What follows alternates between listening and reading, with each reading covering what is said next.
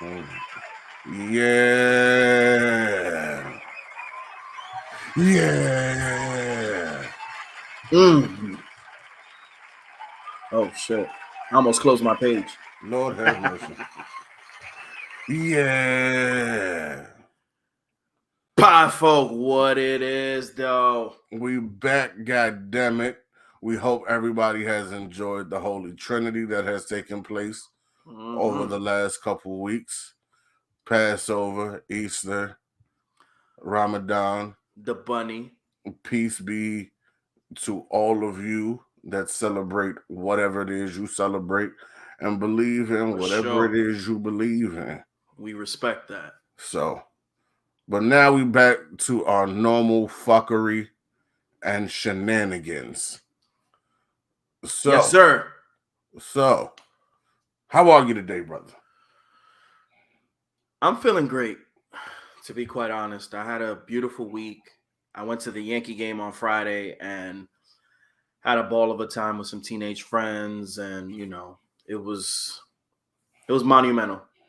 Nice. So I can't complain at this time. But how are you, kind sir? How are we feeling? How are we recovering from things? I had a upper respiratory infection. And that led to me not having a voice. Because when you cough that much, it tears your vocal cords apart. Correct. I don't know if you could hear it. My voice is still not 100%. I'm probably at like 95. Okay. I still have a slight cough every now and then, but nothing that should really affect going forward. I'm good now. Like, we here. That's what's important. Yes, we are here. Definitely. Shout out to my sister. My little sister Erica had her 17th birthday. Oh man, shout out. Her 17th birthday on the 21st. She had a sleepover last night. I participated via Facebook with her and her little girlfriends. I mean, via FaceTime. Okay, for the sleepover, you're saying? Yeah. Okay, gotcha. So that was interesting. Sounds like it. Definitely. Yeah, I was in a room. I was virtually in a room with a bunch of 17-year-old girls during the sleepover, and they would talk about 17-year-old girl things. And, sounds like I would have fallen asleep. It was a lot of it was me just bothering them about boys and things of that nature. Okay. Mainly bothering them about boys and probably how they smell. Okay. Like right at that moment. Because I don't care what you remember about being an adolescent, you stink. Adolescent kids smell bad. Like their hormones is doing weird things. You smell a little bit funny. You don't quite understand your body chemistry, so you try different deodorants to figure out what worked for you. And then sometimes, at the end of the day, as an adolescent, I don't care what you put on, you smell funky. That's just how it works. So there's just a natural funk with being an adolescent, basically. Bro, do you remember? I'm not gonna say anyone's name on here. Exactly. But we have not yet, at least. We've had a house full of little ones that have grown up around us. So I'm not gonna say anyone in particular. But do you remember when one of them started to get the funk under her arms? Oh yeah, it was pretty bad. Exactly. And it was like, it was so bad. I remember the smell right now. Yeah. So yeah, I don't need to remind you what adolescents smell like. Yeah. All right. So welcome to the JaySin Podcast, everybody.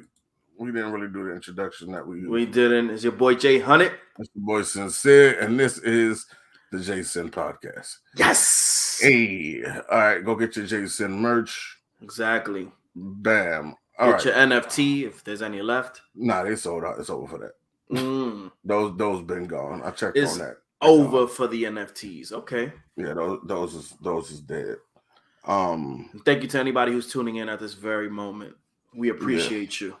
Yeah, we appreciate even if you're in the everybody tuning in. background and you haven't written anything yet, we still appreciate you. Yeah, we appreciate everybody. Get that merch. All right, so let's go ahead. Let's get into a couple things. Let's go ahead and start with the playoffs. The NBA playoffs are here. Oh, yeah. They are upon us. They are happening. Hell yeah. This has been one of the most entertaining postseasons I have ever been privileged to watch. And that's me saying it with my team being down 0-3 after last night. That series is still, even being down 0-3, every game was competitive. I'm looking around and I'm watching the Raptors and the Sixers fight for their lives. I'm watching Memphis and Milwaukee. I mean, not Milwaukee. I'm sorry, Memphis and Minnesota. Right. And a battle of the young bro, Anthony Edwards and Cat against Ja and Dylan Brooks and goddamn bro, it's just it's a lot of firepower. I think we're witnessing the emergence of a superstar in the 76ers with the 21-year-old Maxey. Maxey, yeah. He killing right now, bro. Maxey looks great. Jordan Poole, with the Warriors. Just Jordan Poole might arguably be the best player on the Warriors right now. I would want to say that basically because I think Steph is coming off the bench at this moment. Yeah, because dealing with an ankle injury. Correct. He's been dealing with an ankle injury, but I think Tyrone Poole is literally putting the Warriors on his back the way he is playing at this moment. Is it Jordan Poole or Tyrone Poole? I keep thinking Jordan. It's Jordan. Yeah. It's Jordan. Tyrone Poole, I believe, is a football player. Yeah, Jordan Poole is Jordan. I said it last year. He showed glimpses of this in the G League. In the G League, and then early in the season, I said that boy balling. Like he can legit. You can see when a nigga can play. Of course, it's not hard to notice when you can look at a dude play and be like, yo, he got skill. Like he can ball. The question is always, can he put it together at this level? Can he put it together consistently at this level? Right. And at what point does it go from just being potential to potential wasted? Correct. That's always the big question. Like, yeah, he can ball, but he never quite got Jordan Poole, I looked at him, I was like, that nigga can play. My biggest fear was because the Warriors are Clay, Draymond, Steph, jump shooting, because they had so much star power that he wasn't going to get a chance to get out there and run. And then Clay was hurt. And then Draymond was hurt. And Steph was hurt. Somebody was always hurt. Correct. And Jordan, he's been balling. Yeah, he's pretty much has stepped up to the plate and he's showed, what kind of player he is. And I think he's going to continue, because he has that much potential and his ceiling is so high that I see him just progressing, as time goes on, especially in this system, because it seems like, the way he's playing, he's definitely thriving in the Kerr system. Marcus Smart got Defensive Player of the Year. Deserved. First guard to get it since Gary Payton. Whew, the glove. Before the glove, yeah. Man, Marcus Smart, I love his story. Like, I've been cheering for Marcus Smart for years. I remember at Oklahoma when he got into an altercation with a fan. Right. Like, he had Marcus Smart's resume is scattered with moments where you go, bro, please just hold it together. Like, he's had those moments where it's like, if you can learn to control that monster inside of you, you're gonna be something else. And I always cheered for him. He came in the Celtic. He's been the Celtic his entire career. Yeah. And I always wanted him to win. He's one of those dudes that you look at and you go, if he doesn't pan out, you know how the rest of this is gonna play out for him. Right. He's gonna end up in somebody's jail cell or somebody's grave, because if he doesn't pan out, it's gonna be because of his actions. Correct. And once he can't pan out, I just feared the worst. And I cheered for him so hard, bro. And I'm happy to see him doing so well and getting this award. It just speaks to how well that man plays and how far he has come as a man and as a player. Congrats to Marcus Smart, man. No, definitely. That's something to admire, especially from a player like that, coming from the type of background, that he's come from and everything he's had to deal with, in his life up until this point. We got to give that man props, and it's always like when I see success stories like that in the NBA, it just makes me proud, of where I've come from and what I've been through. And I just happen to just cheer for other people naturally. Because a lot of people can tend to hate easily, because someone is in the NBA and they're getting a lot of money, so they tend to have less empathy, about them, and even sympathy in some cases as well. But in terms of Smart, man, it's like you can't say enough about that man. He's just matured basically right before our very eyes, and that's something very commendable. Yeah, it's amazing. Definitely. It's amazing. Plus, he's done a fantastic job in this series in guarding Kyrie and not letting Kyrie go. Woo! A lot of people want to say that Kyrie is fasting. It's like, no. In game 1, he was fasting and he had 39 points. But he's been doing – actually,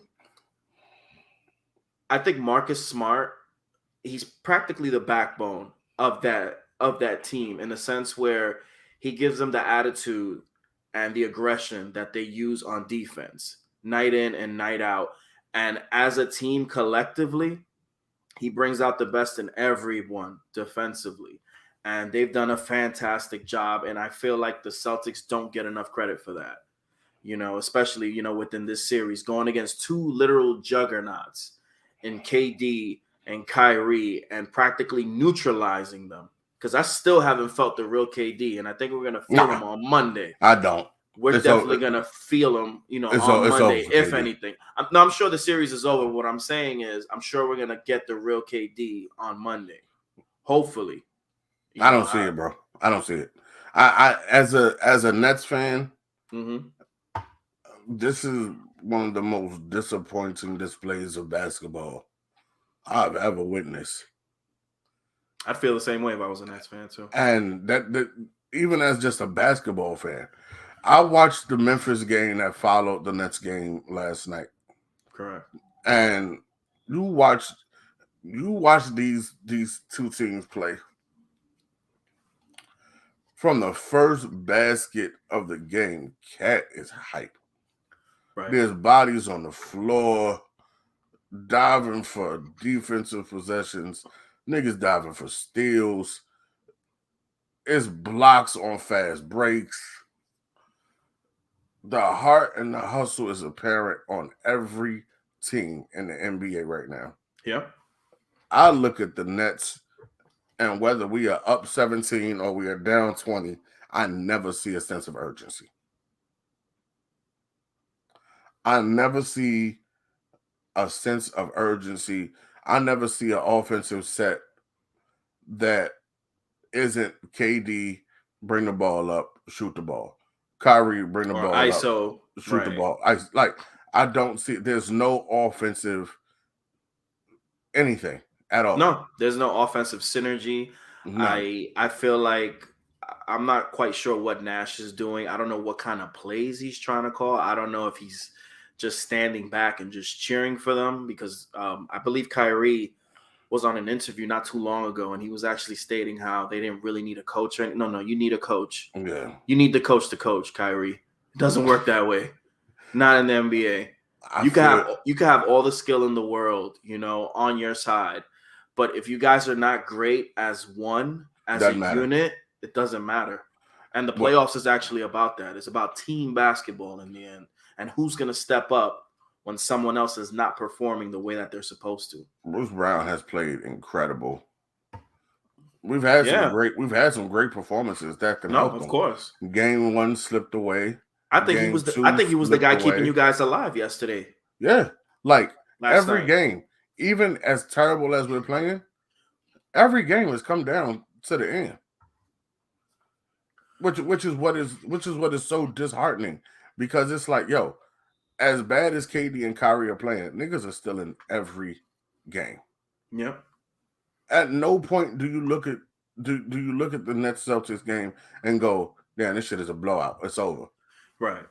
Even with KD and Kyrie combining for one field goal in the entire second half of game 2, it came down to the last 30 seconds. Yep. Like, so you're looking at how terrible we're playing. And it's like, nigga, we don't even need A+ games from you niggas. No. If you niggas gave us C games, these would be dubs. Pretty much. But it has to be between Kyrie and KD. Like, they both have to have super games in order for them to win. And it may be too late, but see, that's what I'm saying. In game 1, Kyrie had a super game. And KD didn't, and we lost by 1 on the last play. Correct. We didn't need a super game from KD. We just needed KD not to have 7 turnovers. And that's another thing that's been plaguing the Nets, is actually the turnovers. I mean, they've been a turnover machine. Miss Jones. What's that, love? We just need KD not to have 7 turnovers. We need KD not to be 9 for 24. KD has had a terrible series. We need Kyrie not to go 0 for 7 from downtown. And I don't know. Yeah, I understand where you're coming from. Like, when you lose by 1, we don't need you to have an amazing game for us to win. We just needed you to not cost us the game down the stretch.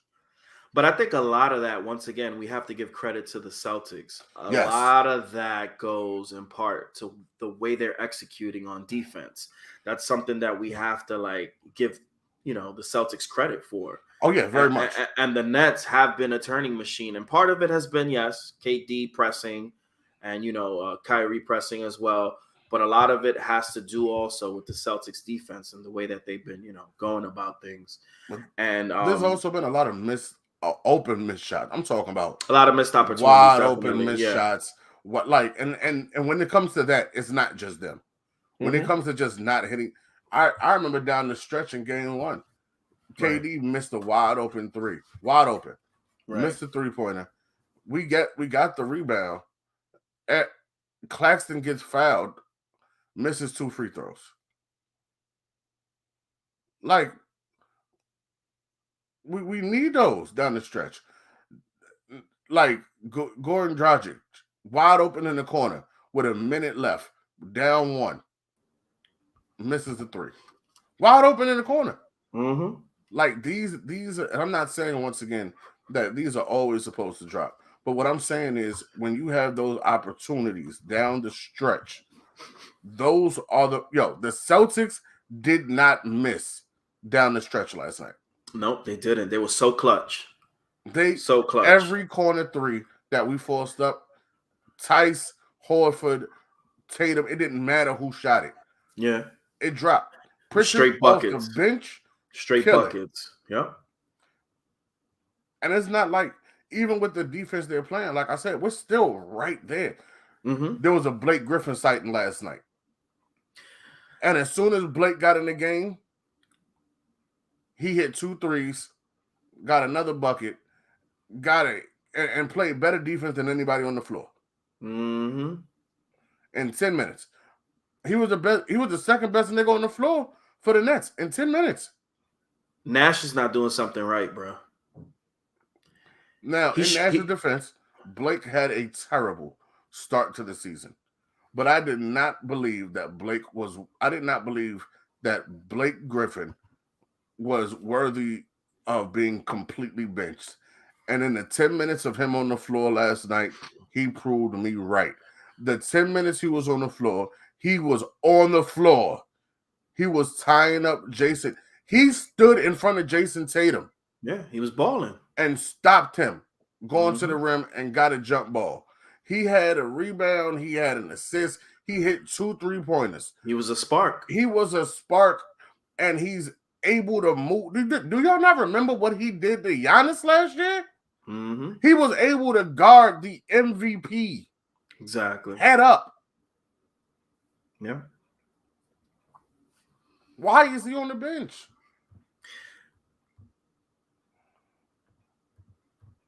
Don't get it. I don't get it. I don't get it. I don't get it.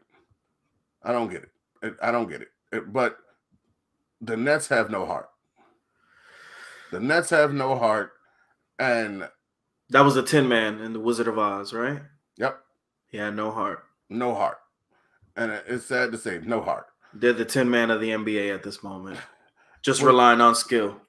What's crazy to me also is right when you thought the Sixers might have had a chance. Yeah. On cue, Joel Embiid gets hurt. Mm-hmm. And James Harden turns into a ghost. Bro, you say what you want. The Nets won that James Harden trade. So far, it seems like it. So far. Ben Simmons is talking about coming back in game 4. Ben, we don't care. Yeah, I think at this moment, I don't care. It doesn't matter. He should just back it up and just come back next season. I'm gonna say this ever again. I'm gonna say this, and it sounds outrageous because of what I just said about the Nets. But if any team can come back from an 0-3 deficit, it can be this team. Of course. Because we just spoke about how every game it has literally been competitive, close. Has come down to like the last possession. Exactly. All it takes is for KD or Kyrie to wake up and these turn into dubs. And catch fire. Right. Definitely. And these turn into dubs. So the series isn't over. Niggas literally have to win every game. I think the series is over. I'm not saying that the Nets are going to come out and win 4 games. Well, yeah. I'm not saying that. What I'm saying is if any team can do it in the situation, it would be the Nets. This would be it right here. Right. In this situation against the Celtics. And in that case, if Ben Simmons is able to come back and help defensively, then yeah. Okay, let's see it. Let's see it. Because we could use all the fucking help we could get right goddamn now. I mean, yeah, but Ben Simmons is not going to do much. He hasn't played in I don't know how long. And I think when he first gets out there, he's going to be completely shell-shocked. And the Celtics are going to definitely take advantage of him. And I could imagine him being fouled out by the third quarter. And you know what? I'm cool with that. I'm cool with that. Because the thing is, it's the same thing I was saying about Blake. Mm-hmm. Even though Blake came in for those 10 minutes, he was a spark for those 10 minutes, and we were positive on a negative positive for those 10 minutes. Right. We outscored them, we out-rebounded them. Everything for that 10 minutes, we was there. His PER skyrocketed. Exactly. So for Ben Simmons to come in, even Ben Simmons is a defensive player of the year candidate every year. Correct. He is a number one defensive. He is a NBA first defensive team player every year. Correct. Ben Simmons at half of Ben Simmons is still the best defender on the Nets. What that means? That's terrible. It's true, but it's true. I don't care. Right. I don't care. But the truth is, if you add that to the floor, and there have been stretches where the Nets have played decent defense. Not great defense, but decent. The Celtics have not helped themselves with a lot of missed layups, a lot of turnovers. They had like 20 turnovers last night too. Correct. All I'm saying is that edge defensively can help where we're having the problems offensively. We will see on Monday what will go down. We'll see. And then when you think about how they have to spread the floor because of all our shooters, you don't forget how to dunk the ball. You don't forget how to dunk the ball. No, sir. Nikki. What's up, Nikki? Good morning. Grace. So, yeah. Wait, you just said Grace. What happened? She was She saying okay? hello to Grace. Okay, cool. Yeah, so I think we spent enough time on this NBA. Let us move on. I think so too, but who you think is going to be the MVP before we go? The MVP of the league? I think they give it to Embiid. I feel he's deserving of it, but if I have a vote, basically in that category or whatever the case is, I give it to Jokic. I think again. Yeah, I give it to him again. Okay, yeah. I'm not mad at it. Right. No, the thing is, you can't go wrong. You can't go wrong with either Embiid, Giannis, or Jokic. Until the last 15 games of the season. Right. I had DeMar DeRozan. That's also a great pick too. I had DeMar DeRozan until the last killing 15. And then he kind of fell off, but it is what it is. He fizzled down a little bit, but he's been having a great playoff too. Oh, here, look at the love. So, all right, let's go ahead and get into GQ named Future the best rapper alive. Any thoughts on this? Yeah, I actually have a few thoughts on this. I feel like titles are very subjective. I also feel like I believe Future is the most influential rapper. More than likely the greatest rapper alive, and I believe his style and what he's brought to the culture has spawned many other artists. He has hit songs for days, so I can't sit here and knock the man for it. I feel like he also revolutionized trap music in a sense, and I think he did it after the likes of like the likes of Jeezy, I wanted to say, and T.I. And I feel like Future's somewhat the iPhone of the trap game, because it already existed. And then Steve Jobs came up with an idea and he brought about the iPhone. So I feel like that's what Future is to the culture, to the subgenre of trap, basically, in a sense. Okay. He brought a new freshness, and he's definitely a trailblazer. The thing is, all the other rappers must be dead. Nicki's crazy. But I don't know. When I think of a rapper, bro, I just think about bars, delivery, substance. Can you tell me a story? Could you speak directly to my soul? Could you, directly speak to the people? What kind of message you have? And I think there are a lot of other people who are deserving of that moniker or of that saying, greatest rapper alive, because there are a lot of great rappers out there who are actually alive. And I think GQ in part did this for clout, in a sense. But last I checked, Lil Baby's still alive. Pusha's still alive. He just put out an incredible album that we're going to talk about. We're going to get to that. Ooh. My goodness. Eminem is still alive. Jay-Z is still alive. So it's kind of hard. Drake is still out there. Wayne, I feel like Future's an offspring, of Wayne, basically. I think Wayne, he's definitely up there, in terms of greatest rappers alive. Wayne is probably top 3, I'd say top 2, easily alive at this moment in time for this era. And, that's all I have to say at this moment in time. But I give Future so much props in terms of, where he came from, his approach to the music, how hard he actually works, how consistent he is, how influential he is. I give Future the respect when it comes to that.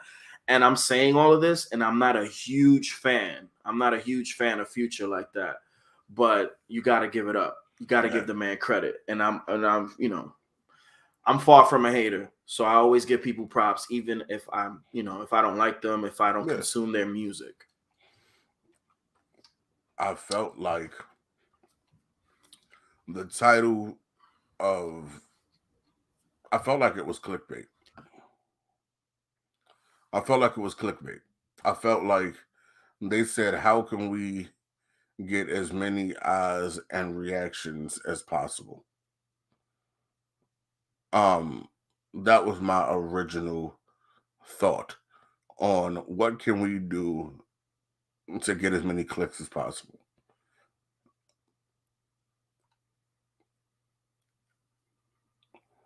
I've been in this culture as a listener for a very long time, since I was a kid. My first album was DMX's. Well, that was the first CD. My first CD was DMX It's Dark and Hell is Hot. And I got it for Christmas along with my CD player. And I listened to it at midnight mass. I was a kid. Shout out to my moms for that. Shout out to my moms for that. She understood the artistry was more important. As I got older and I was already writing at that point, but as I got older and I learned to write better and more, and then I became an artist and I did my thing, and I started to put out music, and I started to gain traction, and then had videos and did the South by Southwest and started to meet people. And I'm saying this because I've been around a lot of rappers. I've been around a lot of niggas who rap. Shout out to Future and Free Bands. Shout out to Homie Doe. And these dudes are influential. Future and Free Bands are a staple in the culture, and what they have done for the culture is incredible. The cult-like following they have everywhere they go is incredible.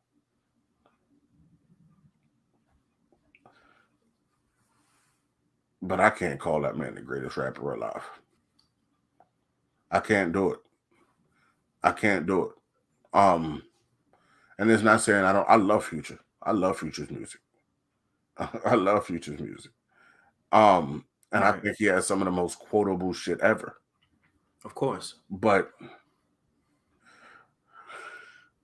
I try to explain to people there's a difference between being able to the craft of rapping. The art form of rapping is so downplayed in the actual culture sometimes. It's sickening. It is sickening. The ability to actually rap is a skill, like anything else. And when you look at the skill level of certain people, when you look at the skill level of a J. Cole, when you look at the skill level of a Nas, of a Jay-Z,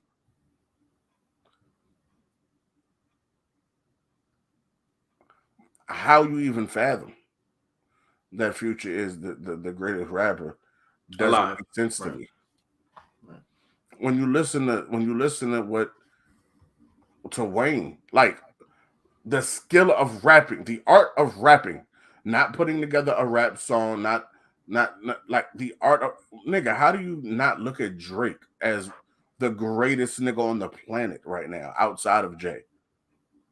And the only reason Jay tops Drake is because he's been around forever doing it that long. His resume speaks that long. How? Nigga, Drake did something no one has ever done last year. Drake single-handedly had more... Listen to me.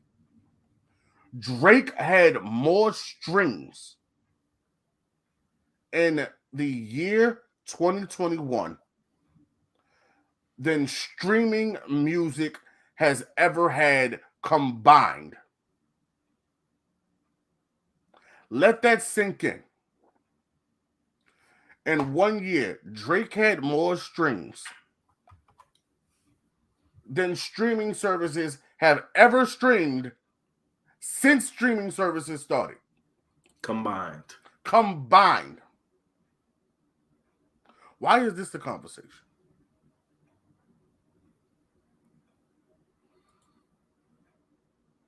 Why is this a conversation? Once again, I love Future. We just talked about how incredible Jordan Poole is. We just talked about how good Ja Morant is. How good Joker is. But if you ask me who the greatest nigga of in the league is, there's only one answer to that. It's LeBron.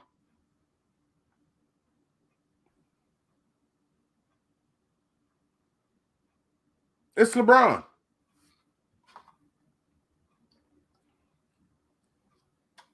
And this is also something that bothers me, and this is probably just a personal preference. I do not personally, I do not like when magazines do shit like this. Future, greatest rapper alive.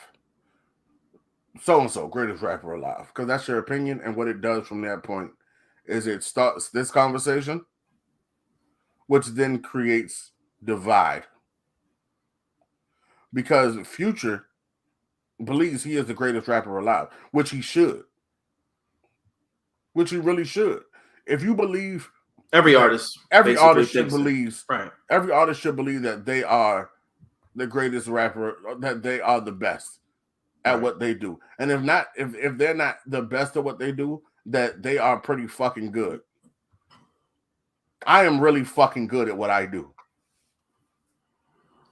I am really good at what I do. And there's not a nigga, there's not a person in this industry. And Jay done been with me on and off of here. He done been with me in the studio. Jay has literally lived with me in the studio for nights on end. Facts. Me, him, whoever is there. I done had some of the other artists and DJs come through the studio and playing music. And they're like, where is this? Bro, I can tell you, you put me on a song with anybody, I can hold my fucking own. Of course. No doubt about that. But I would never sit up here and say I was better than Jay. Right. Even if I believed it. Right. Because it sound crazy. Or even if it was evident, basically. Because it sound crazy. Yeah, of course it does. Because my resume don't speak to it. Right. My resume don't speak to it. And if I really am better than Jay, it'll be evident soon. Right. It'll be evident soon. But the divide that comes along with it, because Future believes that he is. So by us saying, guess what happens? The niggas that I know, the niggas that I know that really fuck with Future, bro, why you gotta say that about Future? If I bump in the Future and in the free band niggas, shout out to them once again. Yo, that sucks. Yo, why you got hate on a nigga like that? It's not hate. And there's no need for this divide. Everybody can be great, but we gotta stop handing out these titles without merit. Yeah, I see what you mean. Thank you, Nikki. I appreciate you. We got to stop handing out these titles without merit, man. We do. But I understand everything you're saying, bro. I just feel like, just to add to what you're, actually expressing, is the fact that magazines, to stay relevant, they kind of have to do these things over time and make up things, to stir the pot, if you will, or as we call it, in social media and just the media in general. So I feel like it's part of their job in order to come up with these kind of, like, I want to say maybe even ludicrous kind of titles, or labels to slap, on certain people. And GQ, I'll be quite honest, I totally fallen out of the loop of what GQ magazine is like totally about these days. Like I totally forgot that magazine existed, and it was this article that kind of like brought me back to like, oh, GQ still exists. Oh, okay, cool. And I mean, shout out to them, but I believe that everything happens for a reason, and in order for certain entities to get exposure, they have to go on a limb and do things like this to get our attention, to get us to talk. And I agree wholeheartedly when you say that it causes divide, and it actually does, and it causes controversy as well, in between, people, of the culture and who listen to the music. So I totally see where you're coming from. Man, that shit crazy. No, it is. It's madness. It's pure madness. Pusha T drops is almost dry on Friday. My goodness. The new album, half produced by Kanye West, half produced by Pharrell Williams, features the last song with Kanye and Kid Cudi on it together. Ye is featured on it. My goodness. Lil Uzi Vert, Don Toliver. There's a lot of features. There is. The album is phenomenal. It's phenomenal. I think the most important feature on the album, for anybody who knows Clip's history, Malice. No Malice. No. Back when he was Malice? No, that's the difference. He is no longer No Malice. He's Malice again. He's back to Malice. Okay. And it is like the actual feature is labeled as Malice and the Clips. Man. So if anybody knows what that means, Malice gave himself to the Lord and has been going by the title No Malice. No Malice, correct. And has been staying away from rap because he thinks it is the devil. Not only did he return on this album, man, he took up the old moniker of Malice. He sure did. Is officially labeled as part of the Clips. He cursed in the verse. And at the end of it leaves a cryptic message that said, I was married to this bitch once I put the ring back on her finger. Woo! If that means what we think it means, then that's a great we sign. Have the greatest duo in rap history back together. Boy, you want to talk about a Clips fan? Nigga. Pusha fan. I get that Lane comparison all the time. Right. That is like I get the King Push comparison all the time, and it is the most respectful to me. It is like nigga, I would love to have King Push's career. I love to be put in lanes with niggas that have rapped that well for so long. We're talking about a span of about 20 years of consistency. My goodness. I would have preferred that they chose someone who would have been more believable. The conversation would have still happened regardless of who was on the cover, in my opinion. I agree, Nikki. I agree. Hey, yes, Nikki. Yes, Nikki. But the thing is, that's why they chose Future, because they know it was going to spark controversy. So they know GQ knew what they were doing. We're talking about it right now, so they did something right. Exactly. Yes, Nikki, he is back to Malice.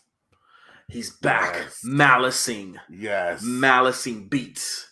Yes. So, what it means for the future, we'll see.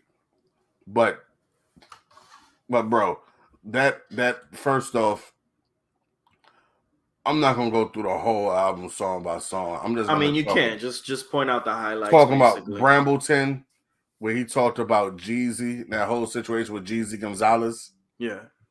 That was incredible. Dreaming of the Past, Neck and Wrist. Incredible verse on Dreaming of the Past. That was incredible. Neck and Wrist with Jay-Z.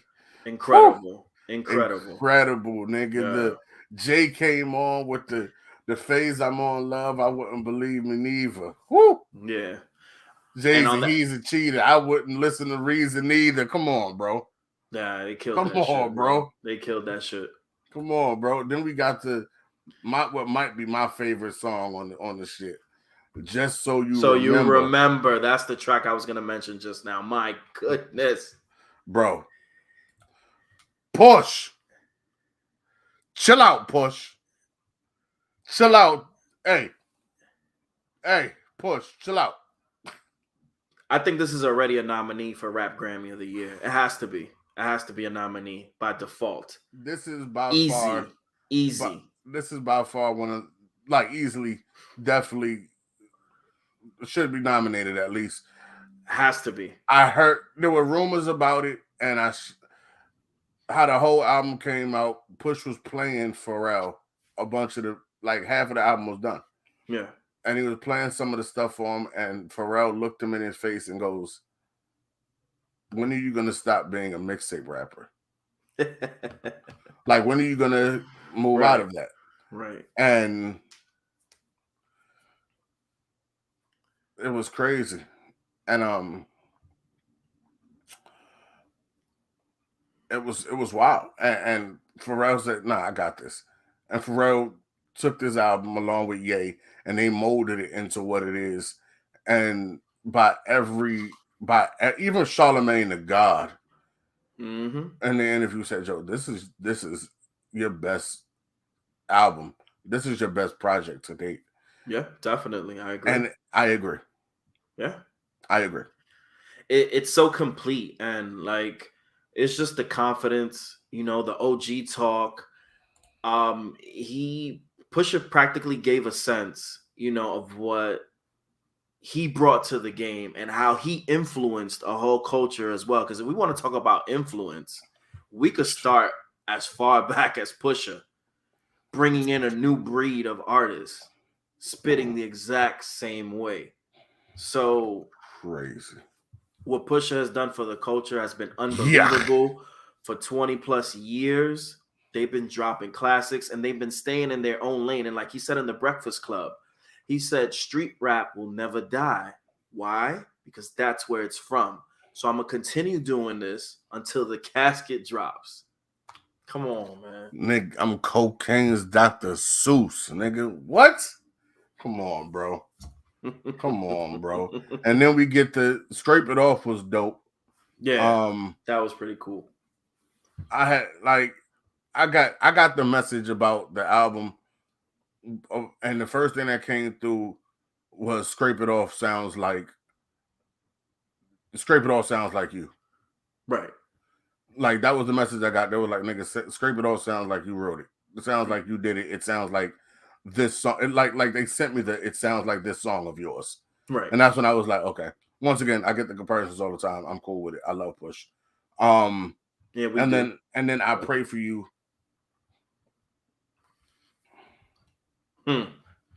Bro, there's no skips. There's no skips here. I don't see an honest skip on this album. I don't. There may be songs that are a little bit, everything is fire on the album to me, and then there's certain songs that are on that second level. On the stove when you put it on the second level, you don't put it all the way. That's this album basically. And if you're a true fan of hip hop, true connoisseur, a true advocate of hip hop, you would definitely enjoy this album. I wouldn't expect anything less. In terms of delivery, bars, cadence, melodies, it's a complete album. This is Pusha being Perfect Cell, basically, on like Dragon Ball Z. It's like this is perfection. Go look up Pusha's new album. And Nicki got some music on the way too. We're waiting on that. Almost Dry. So when Nicki got the music on the way, we're gonna put that. We're gonna promote that as well. Already. Yeah. All right, so the last topic we're gonna touch on. He hasn't missed with any albums that he's put out himself, right? I don't think so. I don't think Pusha has missed. I don't think any of his mixtapes or albums were bad. I just think there were definitely joints that I could skip. Like oh, of course, definitely. When you think about the old shit, when like my God came out, it was a nigga when you numb like the flesh on the smoker's face, like bro, like then like bricks in the ceiling, millions bricks in the ceiling, nigga. Or you got drug dealers anonymous, like classics, bro, incredible. King Push, numbers on the board. Oh like, my gosh. Alone in Vegas. Oh, come on, bro. All right. So we're gonna end with the baby. We're gonna end with the baby. We're gonna end with the baby. So the baby. The baby shot somebody on his property. Right. And he called the police. He was like, "Hey, I shot this nigga. Come get this nigga." He was trying. Yo, I shot this nigga. Come get this nigga. And then he got into a scuffle where he swung on his own artist wisdom after a show on like Thursday or Friday, and I don't know what would lead you to want to swing on your artist, especially in public. Well, what is going on with the baby right now? It seems like every time we talk about the baby in recent memory, ever since the LGBT thing, right? It's never been in good. It hasn't been the same. It hasn't been the same. He done got into it with his baby mama. Mm-hmm. And with his brother-in-law. Like at the bowling alley. Yeah. Like everything just like, what is going on, baby? It's like there's a lot of drama in his life. Yeah, like what is going on? What is going on with the baby? I don't know. Sometimes I feel like you have to be careful the kind of energy that you put out in the world because it really comes back tenfold, bro. And I think the baby has like, although I don't agree with some of the things that he's done or the way he's gone about it, but shooting someone for trespassing into your property, I could see that. Like I kind of agree with that in a sense. I 110% agree because I will shoot the shit out your ass. There's a stand your ground law, I believe, in North Carolina, which actually allows him to do that. So nothing will happen to the baby. I don't live in North Carolina. You still getting shot. Pretty much. That's how this go. Yeah. Especially if you trespassing. You getting shot. I don't care why you here. I don't know you. My dog saw the barking security system went all bang bang. Exactly. Bang bang, man down. Exactly. We call him Popo. Come get this nigga. Call an ambulance. Call 911. Can I get the ambulance on the line, please? Yeah, I just shot this nigga. Shot that nigga. What you won't be doing is calling my wife to tell her I was dead. No. Or that some nigga broken. No, what you won't be doing is that. Yeah. You might be calling her to come bail me out, but you getting shot. I just need to understand that. I just hope the baby reaches some type of normalcy in his life at some point, and I'm sure it'll come. But right now it's been pretty rocky. And it's like you said, since that BTQ thing situation that he had and, how he was canceled and all that kind of stuff has kind of like placed a dark cloud, over the baby, at this time. And it's, it is what it is, I feel like he is, how do I say this? I feel like he's justified in most of his actions. Mm-hmm. The only one I really don't agree with, and some people are just unlucky. Some people just trouble finds them. Correct. And I feel like the baby has been in situations where he's caused it. And then there's situations where like the trespasser. Correct. He didn't cause that. It's where just it comes to him. Right. Yeah, that's why I mentioned about the kind of energy that you put out. You know, it could come back tenfold. So if you're very controversial, that's actually going to come back to you in different forms. I also believe in my heart of hearts, the only thing I have a beef with is him swinging on Wisdom. And the reason I say that is because this is not your homie. This is not none of that. This is your artist. You are this man's boss at the end of the day.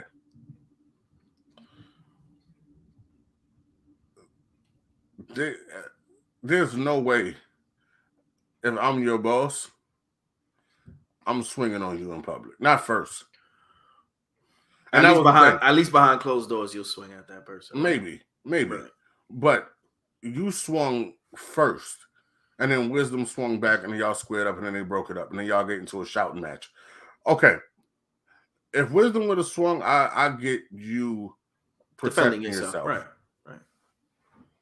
Bro, I control your income.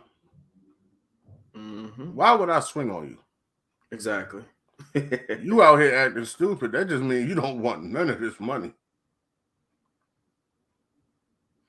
See, I believe that when you become a real boss, when you own something, when something is yours, and you control how it moves and how it works, then you're going to understand what that means.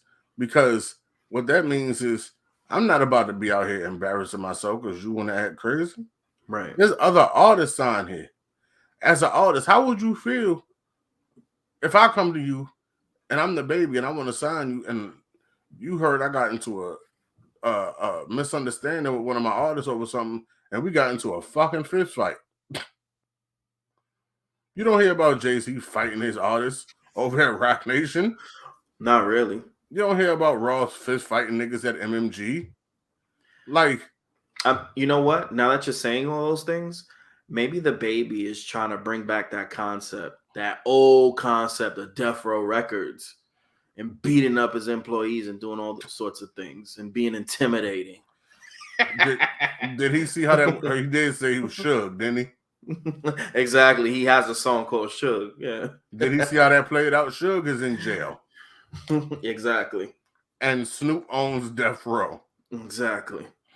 So I know I wish nothing but the best for baby. I hope that he gets whatever juju around him that is bringing the bad away from him.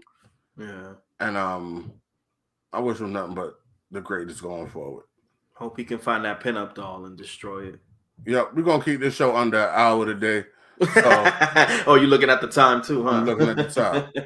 So we still got a few minutes left. Shit, I'm about to get out of here.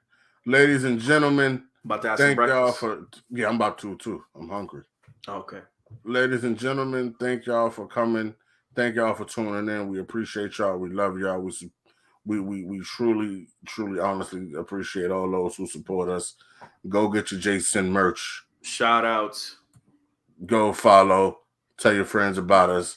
Subscribe. Do all that shit. Tell a friend. Yeah, if you're looking at this, hit the like button, hit the subscribe button, please. All the shit you know you're supposed to do already that we shouldn't have to tell you to do. But we simple. Do. We remind you. Please go do that shit. It matters. Get that merch. Yes. And we will see y'all tomorrow on Convos. Exclusively on the iPhone. Yeah. All right, y'all. Stay black. Yeah. Wow.